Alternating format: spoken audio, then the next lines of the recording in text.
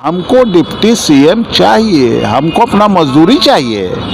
मजदूर का पसीना सूखने से पहले मजदूरी दे देना चाहिए। जो मजदूरी इस चुनाव का मजदूरी डिप्टी सीएम चाहिए, और मुझे उम्मीद है कि कांग्रेस कुछ करेगी।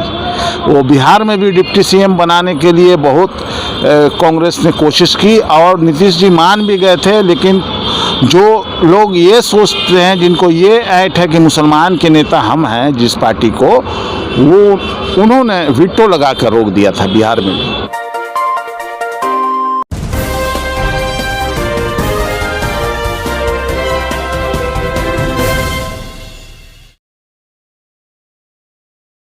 आपका मैंने पोस्ट देखा, आपने कहा कि कर्नाटक में मुसलमानों आपको हक चाहिए, एक डिप्टी सीएम चाहिए और 5 जो आपकी जो डिमांड है, जो मांग है मिनिस्ट्री के लिए और अहम मिनिस्ट्री के लिए, तो क्या कहेंगे आप? क्या आपको जनता को तो फ़ायदे से मतलब है, क्या ज़रूरत है कि आपको हिस्सेदारी ही चाहिए? वैसे ही कांग्रेस आपको या कोई भी पार्टी जो जीत करके आती है, स्कूल बनाएगी तो सबके लिए बनाएगी, सड़क बनाएगी तो सबके लिए बनाएगी, बिजली के तार आएगा तो सबके लिए आएगा।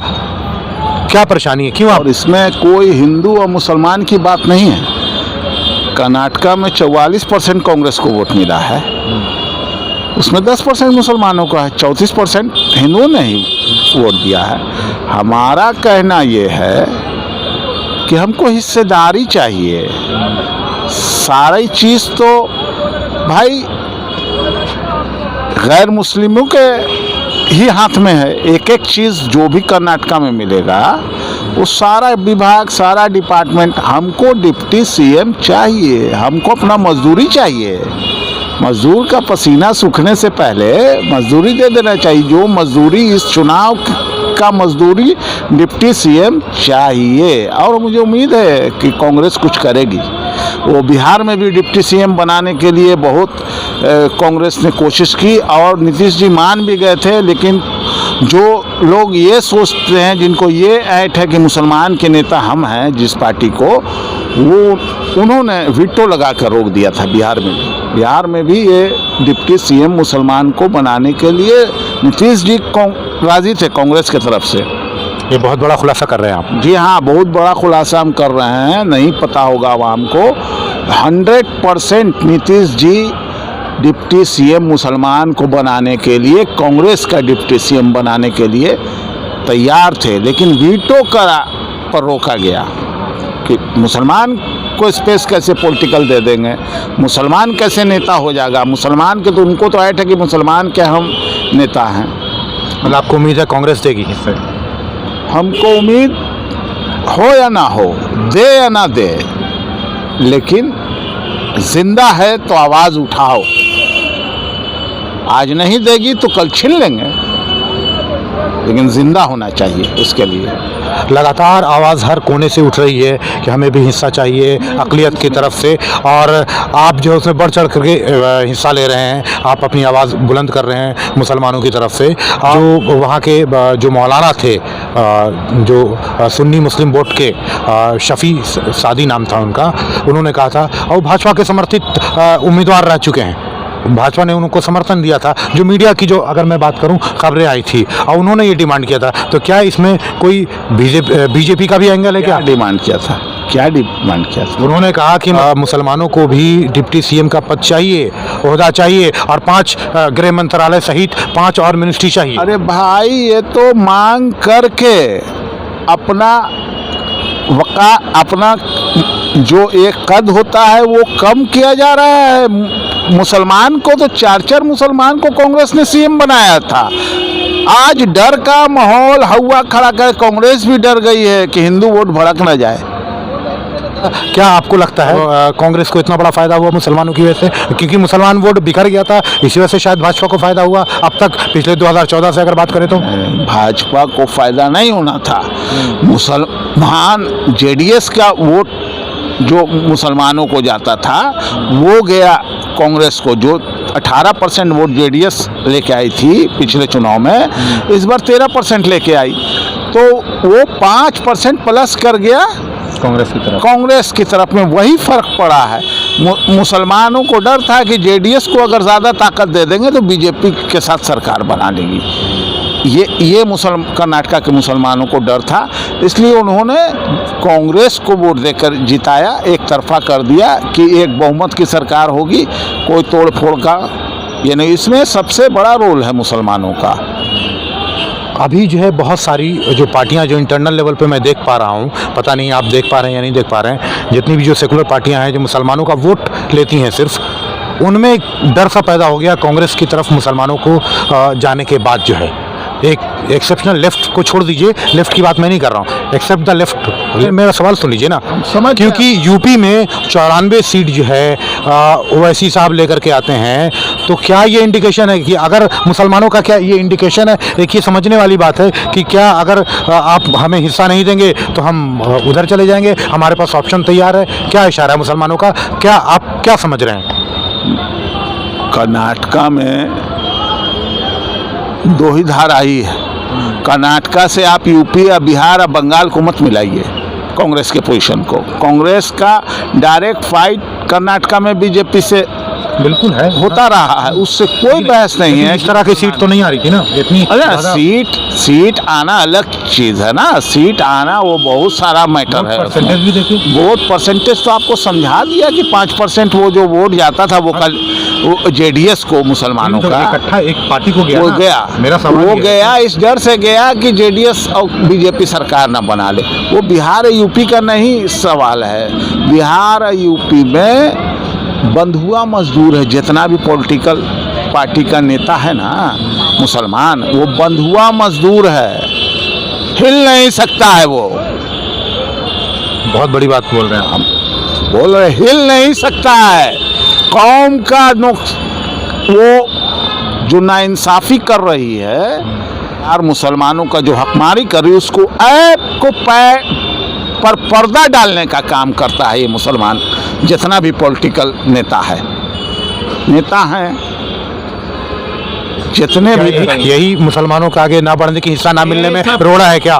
बहुत यही रोड़ा है उनको। देखिए कि अपने पार्टी के भी नेता, मुस्लिम नेताओं को जो अल्पसंख्यकों का जो विभाग है उसको भी तोड़ के रखा हुआ है, कलेजा फटता है। और ये लोग कुछ नहीं, मुसलमानों का भला नहीं होने वाला है। मुसलमानों को जनता के बीच में जाएंगे हम लोग टीम खड़ा कर रहे हैं और इंसाफ यात्रा निकालेंगे। जितनी नाइंसाफ़ी हो रही है उसके खिलाफ इंसाफ यात्रा निकालेंगे हम लोग, मुसलमानों के लिए इंसाफ मांगेंगे। आने वाले वक्त में इंसाफ यात्रा भी निकलेगा। नहीं, मैं आपसे जान रहा हूँ, ठीक है आप यात्रा निकालेंगे, आपकी कोई पार्टी भी नहीं है, तो कैसे वहाँ तक, विधानसभा तक और संसद तक मुसलमान पहुँचेगा? कैसे अपनी बात रख पाएगा? पार्टी से कोई बहस, हिंदुस्तान की जितनी पार्टी है सब में मुसलमान हैं। सारी पार्टियों में रहना भी चाहिए, सियासत में रहना चाहिए, वो भाजपा में भी रहना चाहिए। यहाँ सियासत है खौफ ज़्यादा करके, बीजेपी भी खौफ ज़्यादा कर रही है और कांग्रेस भी खौफ ज़्यादा कर रही है। नहीं ठीक है, हम मुद्दे से भटक जाएंगे। हमारा जो सवाल था हम उस पर आ जाते हैं। जब पार्टी नहीं होगी, इंडिपेंडेंट कितने लोग जीत करके आ सकते हैं? और एक पार्टी की जब ताकत होती है तो उसका अपना एक वोट बैंक होता है, सिर्फ उसमें कुछ प्लस माइनस वोट हो जाता है तो फिर वो विनिंग कॉम्बिनेशन में बन जाता है। पार्टी तो आपको कहा कि पूरे हिंदुस्तान में बिखरी पार्टी है। पार्टी बदरुद्दीन अजमल साहब की भी है, पार्टी आपको उत्तर प्रदेश में डॉक्टर अयूब अंसारी की भी है। पार्टी की थोड़ी कमी है, पार्टी बहुत सारी पार्टियां हैं। मुसलमान क्या करता है? अयूब साहब की पार्टी से जितने एमएलए जीते मुलायम सिंह ने तोड़ लिया। बिहार में ओवैसी साहब के जितने एमएलए थे उसको राजद ने तोड़ लिया।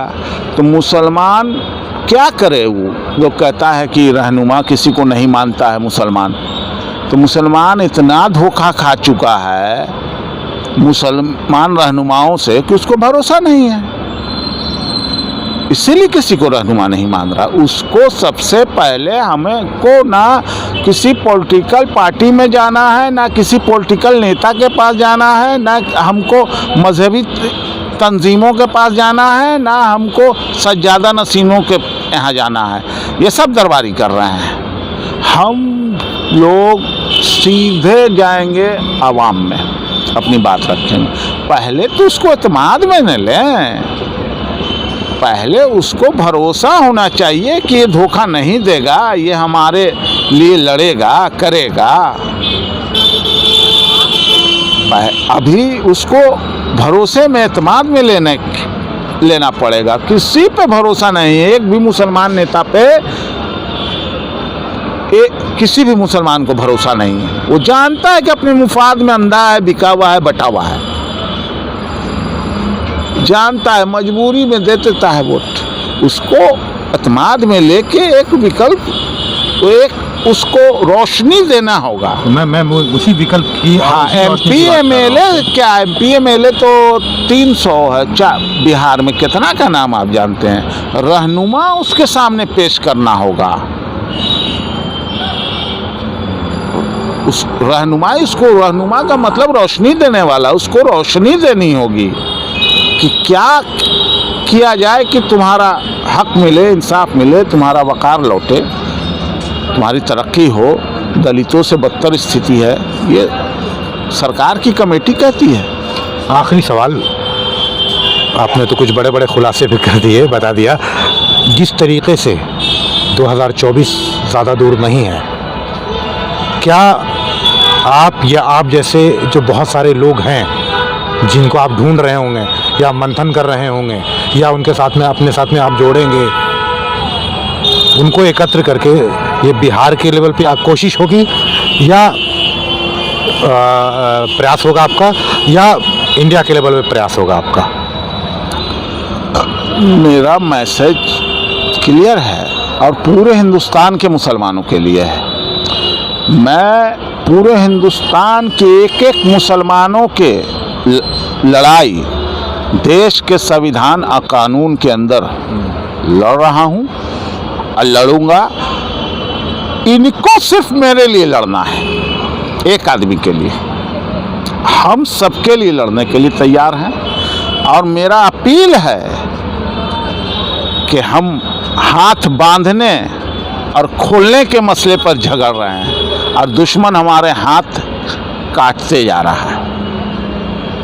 इसलिए जात पात मसलक, गली गली लड़ाई है भाई मुसलमानों के बीच में। जात और मसलक की क्या असर होगा आपका? आप कहते हैं कि मेरे ऊपर जुल्म हो रहा है, ये हो रहा है, वोट किसी लालच में किसी को दे देते हैं, किसी को दे देते हैं। वोट ही सबसे बड़ा हथियार है लोकतंत्र में। इसी से आप सियासी वध कर सकते हैं अपने दुश्मनों का, सियासी दुश्मनों का।